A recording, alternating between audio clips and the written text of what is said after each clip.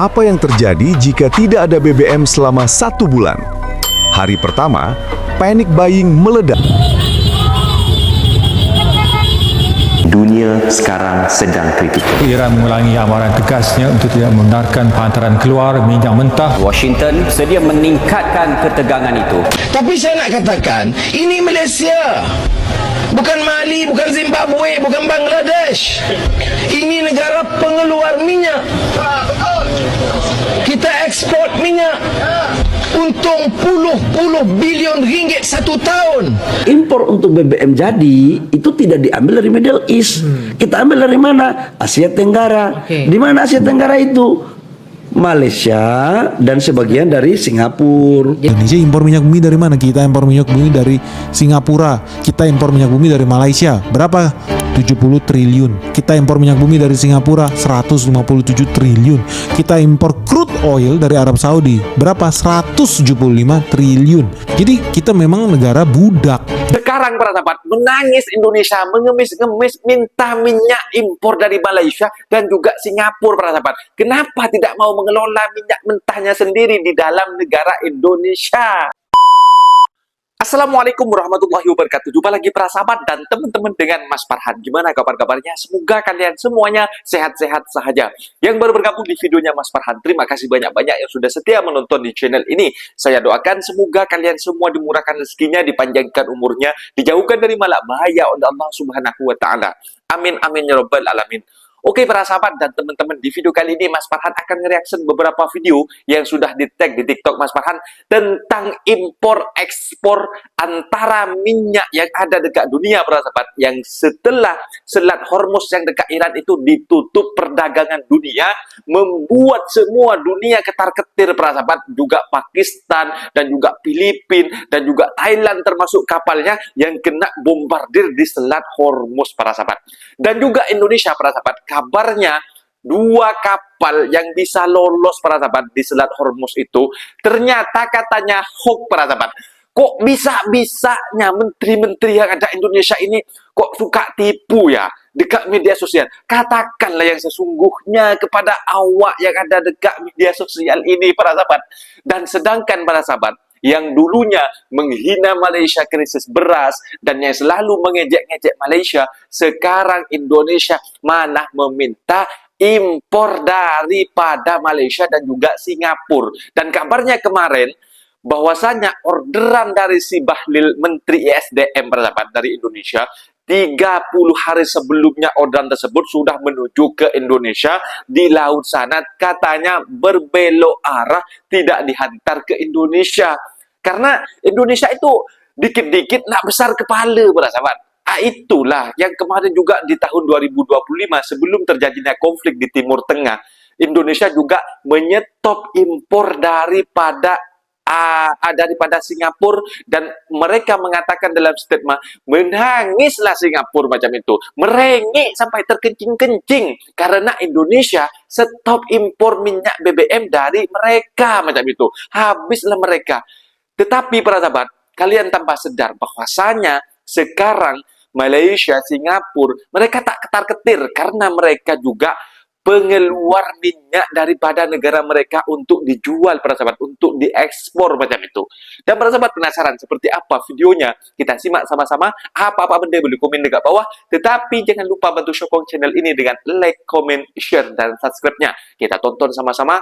Let's go. Negara kita, Indonesia, yang dianggap 75% BBM dari Singapura dan Malaysia. Sebanyak 75% BBM atau bahan bakar minyak kita itu justru diimpor dari Singapura dan Malaysia. Sisanya ya berupa minyak mentah berasal dari Timur Tengah. Masalahnya nih geng, menurut pengamat energi yang bernama Marwan Batubara, gak ada jaminan bahwa pasokan BBM dari Singapura dan Malaysia itu bakal terus aman dan lancar dalam jangka panjang seperti yang diklaim oleh Pak Bahlil. Soalnya, minyak yang dimiliki oleh Singapura maupun Malaysia juga datangnya dari Timur Tengah. Ya kita ini, gue gak paham deh kenapa bisa kayak kita ngambil dari Singapura dan Malaysia. Sementara itu negara dua itu kan negara yang gak sebesar negara kita ya, ininya, pulaunya gitu ya, daratannya kecil gitu. Tapi bisa-bisanya Indonesia malah ngambil minyak atau impor minyak dari Singapura dan Malaysia, bukan dari Timur Tengah langsung. Nah, kalaupun pasokan di Singapura dan Malaysia tersedia, harganya mungkin naik karena kapal tanker milik mereka dari Timur Tengah juga harus melewati jalur yang lebih jauh yaitu jalur Afrika, dan memakan waktu lama. Nah, disinilah letak persoalan yang bakal dihadapi oleh pemerintah kita. Impor untuk BBM jadi itu tidak diambil dari Middle Padahal East. pasokan Kita BBM ambil dari jadi mana? diimpor dari Asia Tenggara. Di mana Asia Tenggara itu? Malaysia dan sebagian dari Singapura. Jadi itu aman, clear ya. Itu tidak ada urusannya sama Aman gimana, Pak? Aduh, ini Bapak ini. Jadi abuleke juga kalau yang mengatakan bahwa habis 21 hari. Sorry ya. Sorry ya. Tapi saya nak katakan, ini Malaysia. Bukan Mali, bukan Zimbabwe, bukan Bangladesh. Ini negara pengeluar minyak. Kita ekspor minyak. Untung puluh bilion ringgit satu tahun. Dah untung, ni untung ke mana? Untung kepada syarikat kerajaan. Petronas itu 100% milik kerajaan. Untung ratus bilion ringgit. Lepas tu nak kenakan, nak naikkan harga minyak. Sebab apa? Sebab katanya Indonesia naik, Thailand naik, kita kena naik. Indonesia import minyak. Betul. Bukan pengeluar minyak. Thailand import minyak. Dia kalau tak naik, siapa nak bayar harga import tu? Malaysia ekspor minyak. Kita keluarkan minyak, bukan kita beli minyak orang. Sebab itu tak boleh kita naikkan harga minyak. Dunia sekarang sedang kritikal. Iran mengulangi amaran tegasnya untuk tidak membenarkan pehantaran keluar minyak mentah. Washington sedia meningkatkan ketegangan itu. Presiden Donald Trump memberi amaran kepada Tehran mengenai akibat jika menghalang laluan Selat Hormuz. Dunia harus bersiap sedia untuk harga minyak mencecah $200 Amerika setung. Konflik di Asia Barat telah melumpuhkan Selat Hormuz yang merupakan laluan perkapalan global strategik bagi tenaga dan bahan mentah. Apabila Amerika Syarikat dan Israel menyerang Iran, maka Iran menutup Selat Hormuz sehingga melumpuhkan laluan perkapalan yang amat-amat penting. Dan tahukah rakyat Malaysia, sebanyak 61% minyak mentah Malaysia kita import dari Asia Barat. 30% LNG Asia diimport daripada Asia Barat dan 46% minyak mentah Malaysia melalui Selat Hormuz. Dan lebih daripada 30% baja, helium dan sulfur yang mana ini adalah merupakan input kritikal bagi sektor pertanian dan semikonduktor. Dalam keadaan ekonomi yang gawat, kita lihat semua negara-negara terkesan dengan impak peperangan tersebut. Namun, Malaysia tetap mengekalkan subsidi budi 95 yang mana mengekalkan harga RM1.99 per liter. Berbanding negara-negara lain, Malaysia terpaksa membelanjakan sebanyak 3.3 bilion ringgit per bulan untuk memastikan rakyat tetap mendapat subsidi budi 95. Tapi rakyat Malaysia, adakah kita perlu duduk dengan senang atau kita perlu selesa? Kita mesti ingat, jangan kita lakukan pembaziran kerana ini adalah krisis peperangan dunia. Kita lihat setiap hari 12,000 metrik tan sisa makanan dibuang begitu sahaja di negara Malaysia ini. Dan sebab itulah langkah-langkah penjimatan dilakukan oleh kerajaan kerana krisis ini adalah krisis yang amat-amat kritikal di seluruh dunia. Maka Yang Amat Berhormat Perdana Menteri telah mengumumkan langkah penjimatan di peringkat kerajaan. Tidak ada acara yang besar-besaran untuk kita memberikan mesej yang jelas kepada rakyat tentang penjimatan.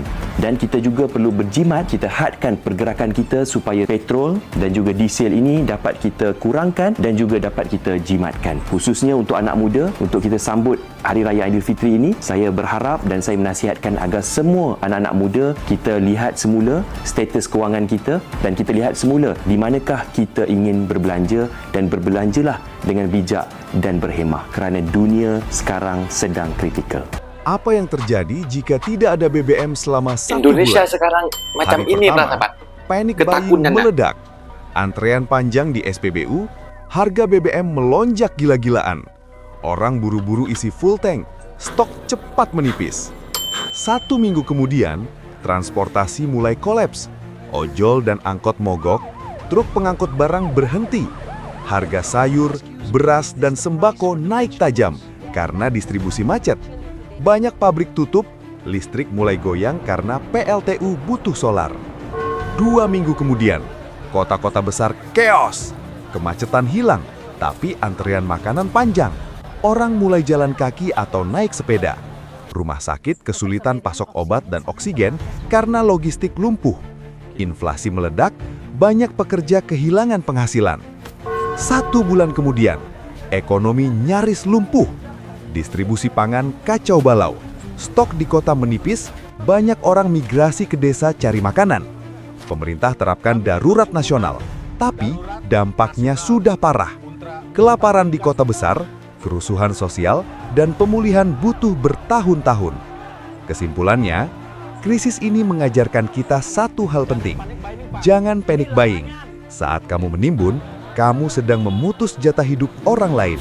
Tetaplah tenang dan saling bantu, karena ketakutan yang berlebihan justru akan mempercepat kehancuran kita sendiri. Guys, update kondisi perang guys, dan ini dampaknya itu makin kerasa di Indonesia guys. Jadi kemarin ada 2 kapal tanker yang terapresiasi Amerika Serikat itu dibombardir guys oleh Iran di Selat Hormuz. 2 kapal sangat itu terkena dampaknya guys, Indonesia atau di Teluk Persia. Tiba-tiba ada rudal bawah lautnya Iran langsung membom di kapal, langsung apinya besar sekali guys. Nah, Iran sendiri saat ini tuh sedang menyiapkan taktik yang sangat brilian guys untuk melawan Amerika dan juga Israel. Jadi dia bilang kepada seluruh negara di dunia, lu boleh lewat Selat Hormuz asalkan lu usir tuh dubes-dubes Amerika dan Israel di negara lu. Gila kan? Hal ini buat Amerika dan Israel itu ngamuk guys, dia itu panas banget dan marah. Karena kalau misalkan dubesnya diusir kan, dubes Amerika diusir dari Indonesia misalkan, itu kan bikin dia nggak punya harga diri kan. Di lain sisi, karena Selat Hormuz kan masih ditutup nih guys, jadi harga minyak dunia itu melonjak drastis guys. Dalam 1 bulan itu kenaikannya itu hampir 60% loh. Dan kalau kondisi ini masih berlanjut, itu seluruh harga makanan dan lain-lain itu akan naik di seluruh dunia. Inflasi di mana-mana guys. Nah, sebagai langkah proaktif, Indonesia atau Pak Prabowo itu pertimbangkan untuk menerapkan WFH guys, atau work from home. Menurut beliau, itu banyak negara-negara yang sudah menerapkan skema WFH guys, atau pengurangan hari kerja juga. Misalkan jadi hari kerja jadi 4 hari, atau juga jam kerja yang dikurangin, atau orang-orang itu kerja dari rumah aja. Beliau juga bilang waktu COVID kita itu berhasil guys untuk menerapkan skema WFH ini, sehingga mampu menurunkan konsumsi BBM dan juga untuk menurunkan kemacetan guys. Pokoknya apapun itu, semoga skema-skema, peraturan-peraturan dibuat oleh pemerintah Indonesia mampu ya guys untuk mengendalikan dampak dari geopolitik ini. Karena ini tuh benar-benar semakin parah guys, perangnya tuh belum ada titik terang gitu loh. 14 Maret 2026 teman-teman, ada berita baru ini. Ada wacana kita akan WFH untuk efisiensi BBM. Jadi itu yang sudah dilakukan di beberapa negara seperti Filipina, Malaysia untuk menghemat penggunaan bahan bakar minyak. Nah, jadi ini saya minta dibicarakan nanti ya, mungkin oleh Menko nanti beberapa hari ini kita lihat, kita pikirkan dulu kita atasi COVID berhasil kita dan kita mampu. Banyak bekerja dari rumah, efisiensi, berarti kita menghemat BBM dalam jumlah yang sangat besar. Tetapi saran saya ada satu lagi, daripada WFH, ayo kita belajar memberikan tumpangan satu sama lain. Dan kita bisa saling berbagi kendaraan, berbagi beban bahan bakar, dan menjadi sebuah bentuk kekeluargaan. Salah satu khas budaya Indonesia, saling memberi tumpangan. Kiranya kita saling mendoakan, saling melindungi, dan jangan saling menyalahkan.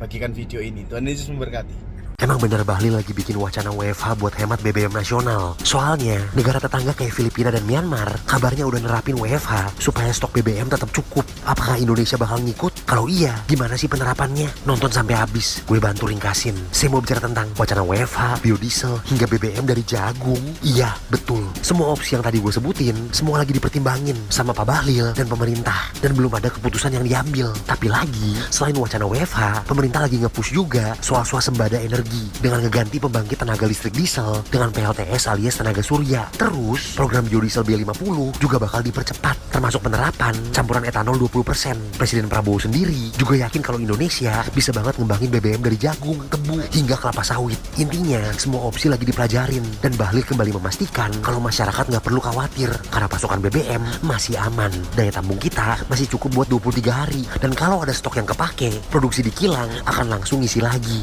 Jadi aman ya guys ya, kata Pak Bahlil. Tapi gimana kalau menurut lo soal per-BBM-an ini? Indeks Asia merah merona. Nah, kalau kita lihat di sini teman-teman, ada loh negara tetangga kita. Siapa? Malaysia. Malaysia gak ada ya? Malaysia itu kuat banget guys indeksnya ya. Dan kalau misalnya sih kita ada akses gitu ya buat beli saham di Malaysia, saya pengen banget sih trading di saham Malaysia nih. Luar biasa sih, nggak ada Malaysia guys di sini. Malaysia tak kena rupiah udah nggak ada harganya bro. Rupiah tembus 17.000 per dolar. 17.000. Jadi nih istilahnya orang luar, orang Amerika itu beli nasi goreng di Indonesia lengkap pakai telur itu cuma $1.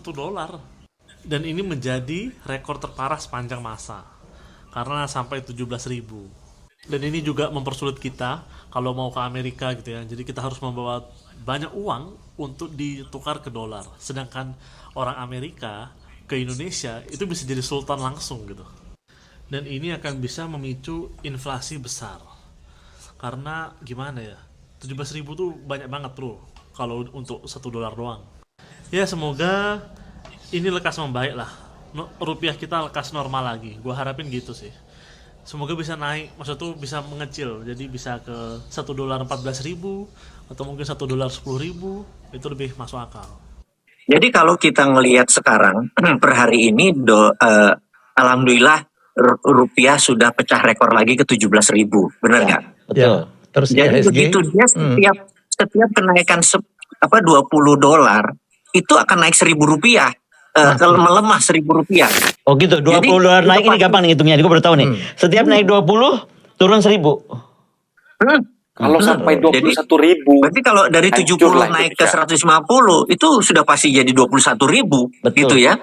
Nah, yang gue takutkan adalah saat ini, by today, waktu kita bicara ini, satu barel $120. Yes. Ya, bahwa di APBN kita itu kan $70 anggaran ini sudah off $50, alias per $1 kenaikan dalam APBN itu 6,5 triliun kita harus subsidi atau perlu dananya.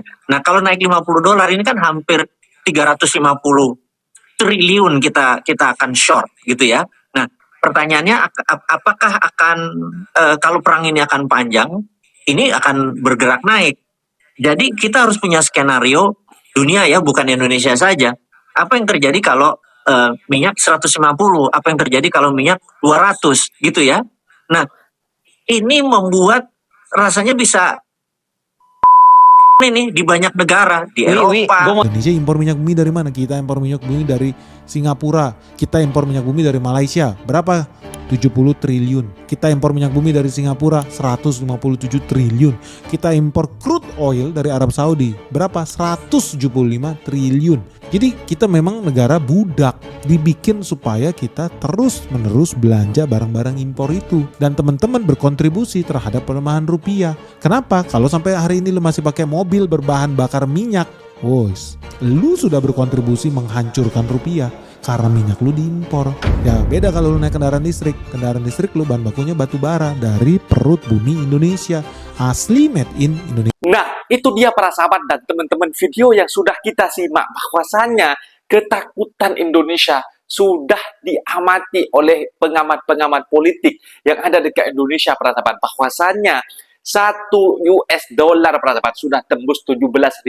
Bayangkan kalau sampai 21.000 ataupun 20 macam itu para sahabat. Ini lebih parah berbanding di krisis moneter dari tahun 1998 para sahabat. 1998 para sahabat. Ini merupakan Indonesia yang tidak tidak siap siaga kalau memang terjadi semacam ini, konflik ini. Indonesia, karena Indonesia ini negara bergantung kepada negara orang para sahabat. Seperti halnya yang paling utama impor minyak.